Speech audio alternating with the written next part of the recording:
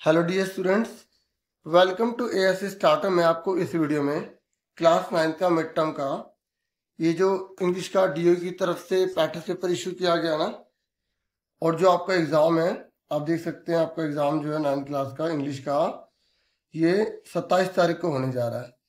ठीक है, तो उसी के रिगार्डिंग मैं आपके लिए ये वीडियो लेकर आऊँ। इस वीडियो में ना मैं आपको ये मिड टर्म का पेपर करवाने जा रहा हूँ। ठीक है, तो ध्यान से समझिएगा। तो हम पैसेज से स्टार्ट करेंगे। तो देखिए, आपका सेम पेपर का पैटर्न यही रहेगा। सेक्शन ए रीडिंग है, 20 मार्क्स की है, ये पैसेज आएगी। ठीक है, अच्छे से इसे समझाऊंगा। फिर क्वेश्चन कैसे करने हैं, कैसे मटेरियल लाइन उतारनी है जिनको इंग्लिश थोड़ी कम आती है। ठीक है, और फिर सेकंड पैसेज है। ठीक है, 2 पैसेज हैं और तो हम इसको अच्छे से करने जा रहे हैं। ठीक है, ध्यान से समझिएगा। ठीक है, तो स्टार्ट करते हैं। देखिए, सबसे पहले एग्जाम में अगर क्वेश्चन आएगा ना, ठीक है, ये पेपर आप देखोगे तो सेक्शन ए ओपन करना, पहले पैसेज ही करना, रीडिंग है। बाकी आपके ऊपर आप क्या पहले करना चाहो। ठीक है, ये 20 मार्क्स की है, तो पैसेज में आपके 30 मिनट से ज्यादा नहीं लगने चाहिए। ठीक है, पैसेज के लिए 30 मिनट होते हैं, दोनों पैसेज के लिए 30 मिनट टोटल। ठीक है, 1 घंटा मत लगा देना।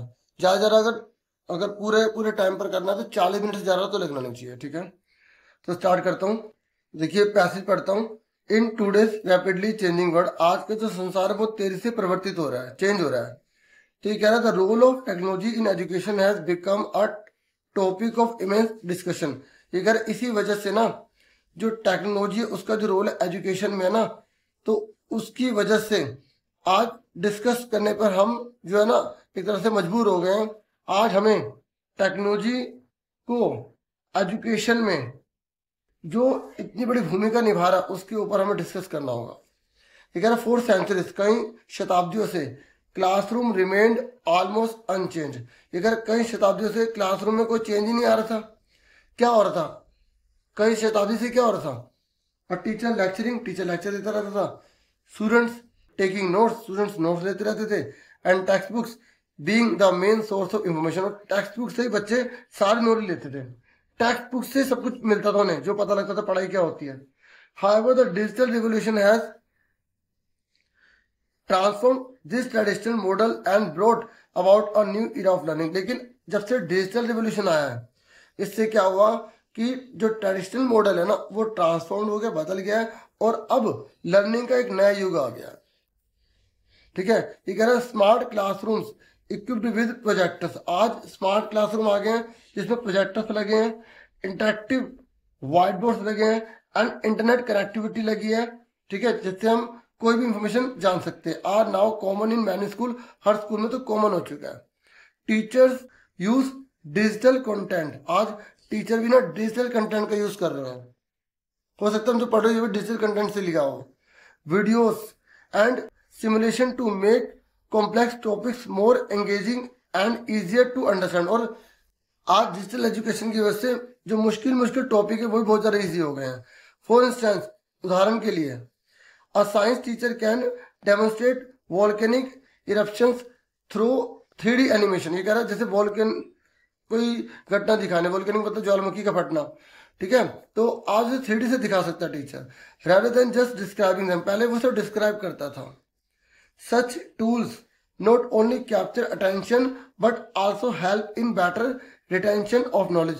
अब टीचर क्योंकि 3D शेप में दिखा रहे हैं और उसको बच्चे देख रहे हैं, तो इससे क्या, तो उनके दिमाग में ज़्यादा समय तक वो रहती है चीज़। ठीक है, नहीं तो पहले तो सिर्फ डिस्क्राइब किया जाता था और बहुत कम बच्चे से याद रख पाते थे। और क्या हुआ, another remarkable change is the rise of online learning platform. और अब सबसे बड़ा और क्या चेंज आया, ऑनलाइन लर्निंग प्लेटफॉर्म आ गए हैं। Students can now access courses from top universities across the globe. आज अगर किसी भी बच्चे को वर्ल्ड की किसी टॉप यूनिवर्सिटी से पढ़ना है ना, तो वो ऑनलाइन घर बैठे पढ़ सकता है, often free of cost, free of cost, क्योंकि वो जाना नहीं, आना नहीं है। This has opened opportunities for learners from remote area who otherwise lacked access to quality education। ये सबसे बड़ा फायदा उनको मिला है जो छोटे एरिया में रहते हैं या पिछड़े इलाके में रहते हैं, जहाँ पे एजुकेशन गेट करना बड़ा मुश्किल हो जाता है। इन एडिशन ई बुक्स आ गई, इलेक्ट्रॉनिक बुक्स आ गई हैं, डिजिटल लाइब्रेरीज आ गई हैं, एंड लैंग्वेज लर्निंग एप्स आ गए, have made knowledge accessible at the touch of a button, और एक बटन छूना है और आप सारी नॉलेज गेट कर सकते हैं। ठीक है, फिर आगे फोर्थ पढ़ते हैं, डिस्पाइट दीज एडवांटेजेस, इस फायदे के अलावा the integration of technology in education faces challenges, ये कह रहे हैं इसके अलावा एजुकेशन जो है कुछ चैलेंज भी फेस कर रही है। Note every school can afford advance digital tools, क्योंकि सारे स्कूल इतने अच्छे एडवांस डिजिटल टूल्स अफोर्ड नहीं कर सकता। Many rural area in India still lack stable internet connectivity, आज भी बहुत से गांवों के अंदर इंटरनेट कनेक्टिविटी नहीं है, मेकिंग ऑनलाइन लर्निंग डिफिकल्ट, और आज भी ऑनलाइन लर्निंग डिफिकल्ट हो रही है। Moreover excessive dependence on gadgets can reduce students ability to think critically and solve problem independently, और एक और नुकसान बता रहे हैं कि अगर बच्चे गैजेट्स में सब कुछ देखेंगे, जैसे डिजिटल सब कुछ आंसर वगैरह निकाल लेंगे, तो वो खुद अपने आप नहीं समझ पाएंगे, उनकी क्रिटिकल जो लर्निंग है, जो क्रिटिकल स्किल है, वो डेवलप नहीं हो पाएगी। Educators often stress that technology should complement, ये कह रहा है जो एजुकेटर्स हैं वो इस चीज पे स्ट्रेस करते हैं कि टेक्नोलॉजी जो है ना वो कॉम्प्लीमेंट तो होनी चाहिए, पूरक, नॉट रिप्लेस, पूरी तरह बदलनी नहीं चाहिए, मतलब पुरानी एजुकेशन चलनी चाहिए, ट्रेडिशनल टीचिंग मेथड होना चाहिए, क्योंकि अगर उसे पूरा हटा दिया तो बच्चे का जो डेवलपमेंट है ना होलिस्टिक वो नहीं हो पाएगा। The future of education is likely to be a blend of both, ये कह रहे जो फ्यूचर है ना एजुकेशन का वो ब्लेंड है, कैसे, where technology enhances classroom teaching while personal interaction with teachers build values, ये कह रहा है अगर एक और टेक्नोलॉजी है वो तो क्या कर रही है कि क्लासरूम टीचिंग प्रोवाइड कर रही है, दूसरी ओर जब टीचर वहां पे अवेलेबल होता है तो वो वैल्यूज और क्रिएटिविटी बच्चों को सिखाता है, तो टीचर का होना बहुत जरूरी है ना। As one educationist rightly said, एक एजुकेशनिस्ट ने क्या बोला है, a computer can teach facts, computer facts तो सिखा सकता है but only a teacher can inspire dreams, लेकिन एक टीचर क्या कर सकता है, उन सपनों को पूरे करने के लिए उसे इंस्पायर कर सकता है, मोटिवेट कर सकता है। The ultimate goal should be to create a balance system, ये कह रहा है अल्टीमेट गोल क्या है, बैलेंस सिस्टम होना चाहिए, that combines the efficiency of machines with the empathy of human educators, तो यहाँ पे बैलेंस सिस्टम की बात की गई है और बोला गया कि हमें क्या रखना है कि मशीन की एफिशिएंसी तो चाहिए लेकिन हमें ह्यूमन एजुकेटर्स के साथ भी एम्पैथी रखनी होगी। ठीक है, तो ये हमने पढ़ लिया। अब फटाफट क्वेश्चन आंसर है, तो जिन बच्चों के पास ये पहले से था वो देखना उनके कितने आंसर ठीक निकले हैं, और यहाँ पे मैं क्वेश्चन बताऊंगा तो आपको आंसर बताने हैं। ठीक है, ये कह रहे कंप्लीट करो, आपको पैराग्राफ 1 से कंप्लीट करना है, बहुत ईजी है। ठीक है, the biggest transformation in education has come from, ये कह रहा है इतना बड़ा एजुकेशन में जो ट्रांसफॉर्मेशन आया, ठीक है, वो आया कहाँ से आया, फ्रॉम कहाँ से आया, तो देखो ये आपको पूरी लाइन ढूंढनी है पैसेज में, जैसे अगर कोई बच्चा पैसेज नहीं पढ़ता सीधा ढूंढता है तो ये पैसेज में लाइन ढूंढो कहाँ लिखी है। ठीक है, तो यहाँ पर देखो ये लिखी है ट्रांसफॉर्म दिस ट्रेडिशनल मॉडल, ठीक है ना, तो बिगेस्ट जो है ना, बिगेस्ट ट्रांसफॉर्मेशन है एजुकेशन वो कहाँ से आया, कहाँ से आया, ये आया डिजिटल रिवोल्यूशन से आया। ठीक है, तो आप यहाँ पे क्या लिखोगे, डिजिटल रिवोल्यूशन लिखेंगे। ठीक है, तो जैसे आंसर मैंने अलग से भी कर रखे हैं। ठीक है, तो आपको तो सिर्फ आंसर लिखना है। ठीक है, ये देखिए द डिजिटल रिवोल्यूशन। ठीक है, उसके बाद ये आपको क्लियर हो गया। फिर ये कह रहा है कि बेस द पैसेज, आपको पैसेज के बेस पर बताना है how do teachers make learning more engaging with technology, मतलब टीचर जो है ना, जो लर्निंग है टेक्नोलॉजी के साथ उसे और अच्छा कैसे कर सकते हैं, आपको एग्जांपल देना है। ठीक है, तो आप यहाँ पर बताएंगे, लाइन ढूंढेंगे। ठीक है, आपको ढूंढना है ये लाइन ढूंढने कहाँ लिखी है, how do teachers make learning more engaging with technology, तो देखो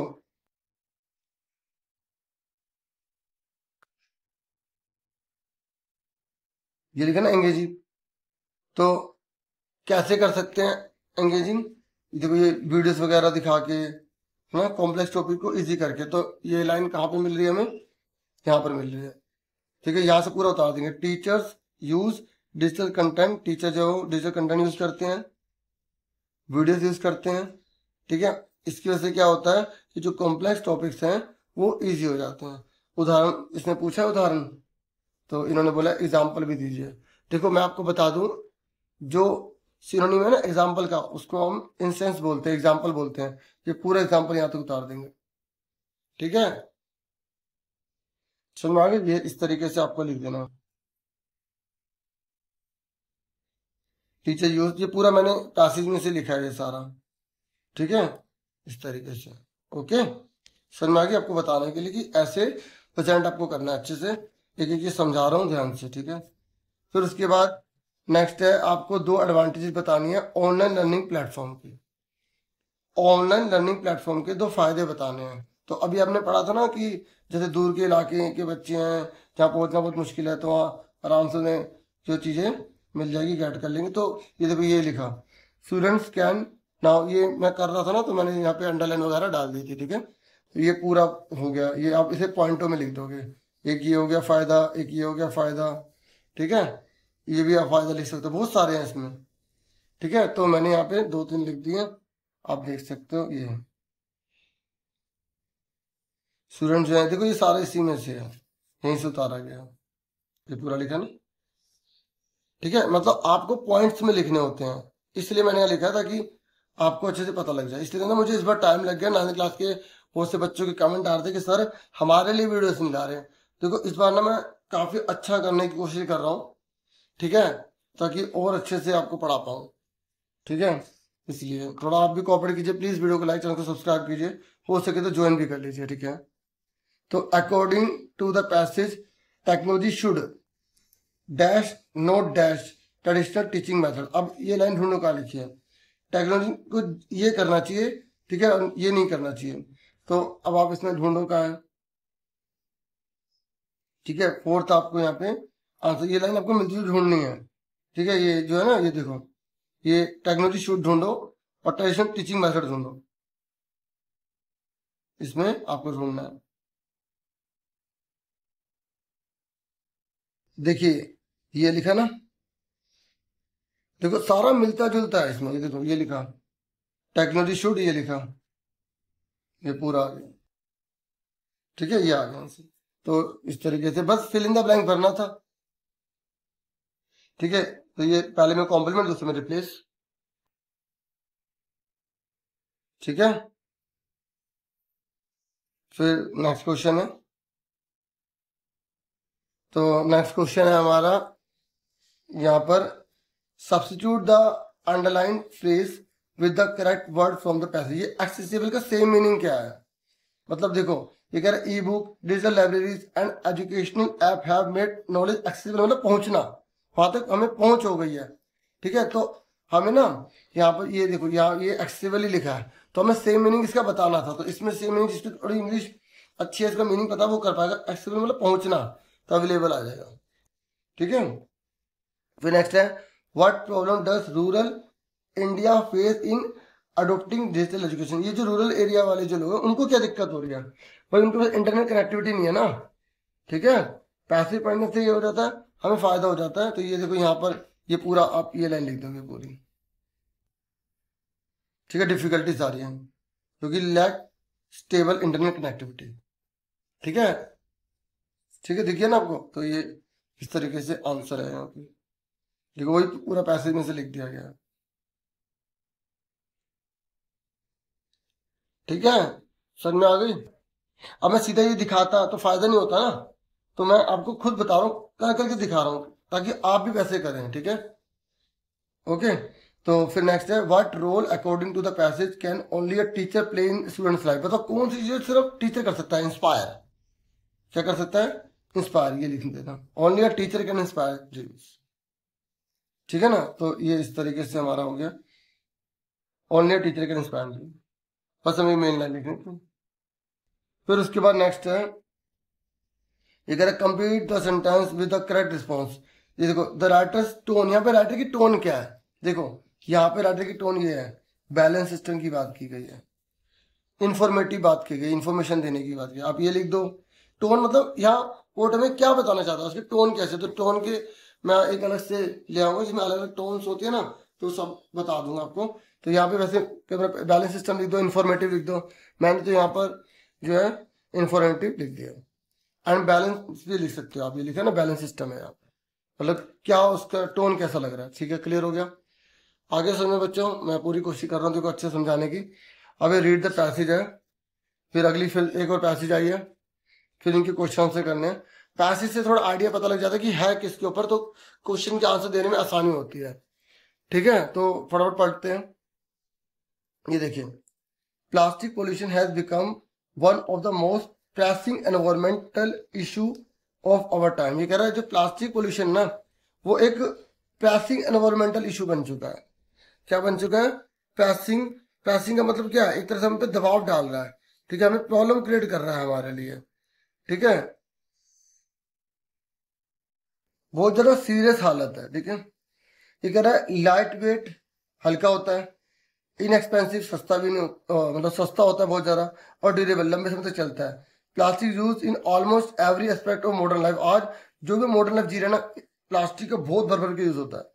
पैकेजिंग से लेकर बोतल हो, इलेक्ट्रॉनिक का सामान हो, ऑटोमोबाइल हो, ठीक है, हर जगह काउंटलेस है। इसके जो एप्लीकेशन है ना, इसका जो काम है वो काउंटलेस है, गिन नहीं सकते, इतना काम करता है plastic. However, these very qualities make it harmful to the plant। लेकिन इतनी क्वालिटीज होने के बावजूद ये हमारी धरती के लिए बहुत ज़्यादा हार्मफुल है, क्योंकि प्लास्टिक का जो वेस्ट है ना, वो डज नॉट डिकम्पोज इजिली, क्योंकि आसानी से खत्म नहीं होता, and can remain in the environment for hundreds of year. और कई सैकड़ों साल तक ये बना रहता है, खत्म नहीं होता, डिकम्पोज नहीं होता है। अब यूएन की रिपोर्ट क्या आ गया, उन्होंने क्या बताया? The world produces over 400 million tons of plastic every year. बच्चों, हर साल 400 मिलियन टन प्लास्टिक प्रोड्यूस होता है, और नियरली 40% जो है वो सिंगल यूज प्लास्टिक है, एक बार यूज करने के लोग फेंक देते हैं, जैसे पॉलिथीन हो गई। Every year around 11 million ton of plastic enter the ocean. 11 million ton plastic जो है वो समुद्र में जाता है। साइंटिस्ट ने वार्न करा है that if current trends continue, अगर ये ट्रेंड चलता रहा तो 2050 तक there could be more plastic than fish in the ocean by the weight. और समुद्र के अंदर मछली से ज्यादा जो है ना भार, वो किसका होगा? प्लास्टिक का होगा। ये कह रहा है the impact on marine life is devastating. ये कह रहा है जो समुद्र में रहने वाले जितने भी जीव है ना, उनकी जो लाइफ है वो डिवास्टेटिंग हो गई है, बर्बाद हो रही है। सी turtles mistake plastic bag for jellyfish. ठीक है, मतलब एक तरह से सी टर्टल को बहुत ज़्यादा नुकसान हो रहा है, प्लास्टिक बैग हो रहा है उनके लिए, खा रहे हैं। जेलीफिश वगैरह बहुत ज़्यादा उनको नुकसान झेलना पड़ रहा है। सी बर्ड्स हो गए, ठीक है, डाई, मर जाते हैं वो, ठीक है, बोटल स्कैप वगैरह खा के, देख लो। And whales are often found with stomachs full of plastic. और जो वेल है उनके पेट में पता क्या पाया गया? प्लास्टिक ही प्लास्टिक मिला है। Micro plastic tiny fragments less than 5 millimetre in the size, इतना इतना मिला है, छोटे छोटे बिल्कुल पॉइंट मिलीमीटर में, हैव बीन डिस्कवर्ड। कहाँ मिला है? किसके अंदर मिला है? फाइव, जो भी समुद्र से खाने वाला, मतलब समुद्र जो भी खाना लेते हैं ना, जैसे लोग मछली खाते हैं, सी फूड खाते हैं, ड्रिंकिंग वाटर पी रहे हैं, यानी कि पीने वाला पानी, सुन रहे हो, और यानी कि ह्यूमन के जो ब्लड के सैंपल मिले हैं। ठीक है, ये बहुत बड़ा कंसर्न है बच्चों, हमारे खून के अंदर भी प्लास्टिक आ चुका है, और ये हमारे लॉन्ग टर्म हेल्थ रिस्क है बहुत बड़ा। देख लो, सारे बीमार रहेंगे, इतना खतरनाक है बच्चों। प्लास्टिक का यूज बहुत कम करो। एक एक बच्चा अगर एक एक प्लास्टिक भी कम करने लग जाए ना, तो जितने बच्चे हैं उनके से कितना योगदान हो जाएगा। गवर्नमेंट और जो ऑर्गेनाइजेशन है वो worldwide are acting to address the crisis. बहुत बड़ी मात्रा में बात तो कर रही है, और 60 कंट्रीज ने करा भी क्या है, उन्होंने बैन कर दिया है या टैक्स लगा दिया सिंगल यूज प्लास्टिक पर, ताकि यूज कम हो जाए। और कैंपेन जो है एंकरेज करने के लिए कैंपेन बनाएंगे, रिसाइकलिंग करो, पेड़ लगाओ, और अल्टरनेटिव जूट यूज करो, क्लोथ बैग यूज करो। हमारे देश में तो होता ही जूट था, ये तो बाद में अंग्रेजों का रूल आया, पता नहीं क्या क्या चेंज हुए, और काफी प्लास्टिक ही प्लास्टिक हो गया, और हमारे जो ट्रेडिशनल वर्क थे वो तो सारे खत्म हो गया। दुनिया देख लो उसी को याद कर रही है। However experts Mphasis that lasting change depends on consumers reducing unnecessary plastic use in their daily life. मतलब प्लास्टिक अगर जो कंज्यूमर है वही अगर यूज करना बंद कर दे तो आराम से इसका बेनिफिट मिल जाएगा। ठीक है, तो ये हमने पूरा पढ़ लिया, ये कहाँ से लिया गया यहाँ पे बता दिया इन्होंने। अब ये पहला क्वेश्चन है, ये कह रहा है व्हाट डज, ये जो फ्रेज लिखी थी ना, प्रेसिंग एनवायरमेंटल इशू, तो ये हमें क्या बताते हैं? तो ये एक सीरियस मैटर बताती है, प्रेसिंग एनवायरमेंटल इशू, दबाव डाल दिया ना तो सीरियस मैटर है। इस फ्रेज का मतलब क्या है? एक बहुत गंभीर मामला है। तो मैंने लिख दिया इट इज सीरियस मैटर, आप ये एग्जाम में आंसर में लिख के आओगे। ठीक है, अच्छा इसमें तो MCQ था ना, तो ये इसका आंसर आएगा। ठीक है, मैंने देखा नहीं था कि इसमें MCQ है। ठीक है, तो ये देखो इसका आंसर, ठीक है, हो गया क्लियर। ठीक है, उसके बाद नेक्स्ट देखो, select the option that is true. आपको बताना असर्शन रीजन वाला क्वेश्चन आता है बच्चों आपको। देखो असर्शन रीजन वाले में सबसे पहले चेक किया करो कि क्या दोनों ट्रू है, फिर देखा करो क्या नीचे वाली लाइन ऊपर वाले के लिए लिखी है। देखो अगर 2050 तक प्लास्टिक जो है ना, प्लास्टिक जो है वो फिश से ज्यादा हो जाएगा वेट में समुद्र के अंदर, तो ये तो हमने पढ़ा था ये देखो 2050 में, ये रहा पढ़ा था, तो ये तो ट्रू है। अब देखो नीचे वाली चीज देखो, ठीक है, प्लास्टिक वेट जो है remain in the environmental for 100 years, ये कह रहा क्योंकि रीजन दे रहा, क्योंकि पता है क्यों हो जाएगा ज्यादा, क्योंकि प्लास्टिक जो है वो एनवायरमेंट में सैकड़ों साल तो पड़ा रहता है, तो ये रीजन भी ठीक लिखा है और यहाँ मैंने पढ़ा भी था। ठीक है, यहाँ पर आप देखोगे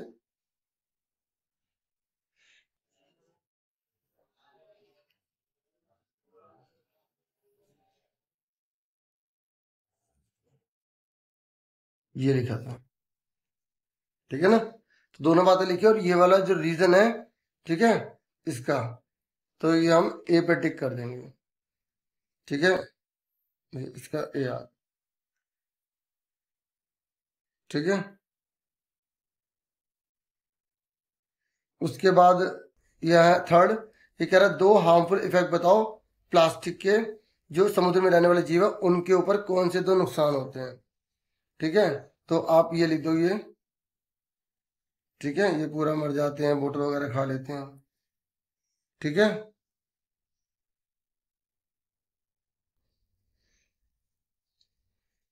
देखो ये लिखा ना, sea turtle mistake plastic bag for jellyfish. जो सी टर्टल है वो तो जेलीफिश समझ लेते हैं, और दूसरा जो सी बर्ड्स होते हैं वो मर जाते हैं जब बोतल के कैप खा लेते हैं। तो ये 2 हो गए ना, 2 पॉइंट्स में लिख दिया। ठीक है, तो ये मैंने आंसर भी सारे लिख रखे हैं। ठीक है, ये आपको दिखा देता हूँ मैं।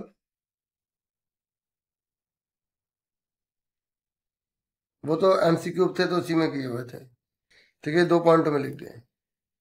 ठीक है, उसके बाद नेक्स्ट क्वेश्चन है हमारा, तो ये कह रहा है pick the option that is closest in the meaning of the word.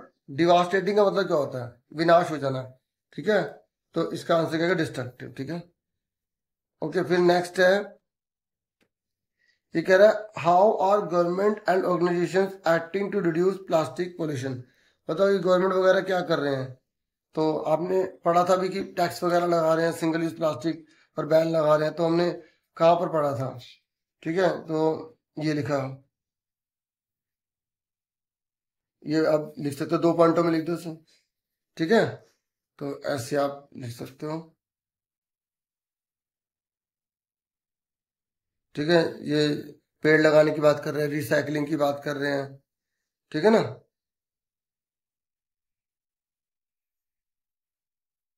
Okay, तो मैं तो यहाँ से पूरा उतार दिया पूरा, वो पॉइंटों में नहीं था, पॉइंट्स में लिखने के लिए मैंने वो लिखा हुआ है। ठीक है, तो मैंने ये लाइन वगैरह इसलिए डाले कि नंबर डाल रखे थे मैंने, इसलिए कि क्योंकि सॉल्व कर रहा था ना। ठीक है, चलो, तो अब देखो 6 क्वेश्चन है, ये कह रहा है द वर्ल्ड जो प्रोड्यूस है वो कितना टन प्लास्टिक करता है हर साल। तो ये हमें डार्क में ही मिल रहा था। ठीक है, तो ये देखो डार्क में था, ये रहा 400 मिलियन टन। ठीक है, ओके, तो ये तो आपको पता लगी गया इस तरीके से। फिर नेक्स्ट है कि what evidence from paragraph 3 shows the microplastic effect human health. बताओ क्या सबूत है कि जो माइक्रोप्लास्टिक है वो इंसान की हेल्थ को भी नुकसान पहुंचा रहा है। तो देखो पैराग्राफ 3 में बोला था कि देखो जो हम सी फूड खा रहे हैं, ड्रिंकिंग वाटर ले रहे हैं, ठीक है, जो हम ह्यूमन है, हमारा जो ब्लड सैंपल है उसके अंदर भी पाया गया है, और ये सारी बातें पूरी लिख देना। ठीक है, 5.5, तो इस तरीके से बना बना के ये आप लिख देना। ठीक है, यहाँ से पूरा लिख देना, यहाँ से इट हैज बीन डिस्कवर से पूरा लिख देना है, या यहाँ से स्टार्ट करके लिख देना, या यहाँ से लिख देना। ठीक है, तो मैंने तो ये इस तरीके से बना के थोड़ा सा चेंज करके लिख दिया। ठीक है ना। ठीक है, आपको इसमें से ढूंढना आना चाहिए क्योंकि एग्जाम में तो हमारे पास नई पैसे जाएगी ना। ठीक है, समझ में आ रहा प्यारो। अब सुनो यहाँ पर, इससे मतलब कंप्लीट करो, ये तो कोई पूरी लाइन आपको ढूंढनी है, इसका आंसर आगे कर देना। According to the passage experts believe that lasting change in the plastic use will come only when, कब हो सकता है कम, जब कंज्यूमर चाहे तो। ये लिखा।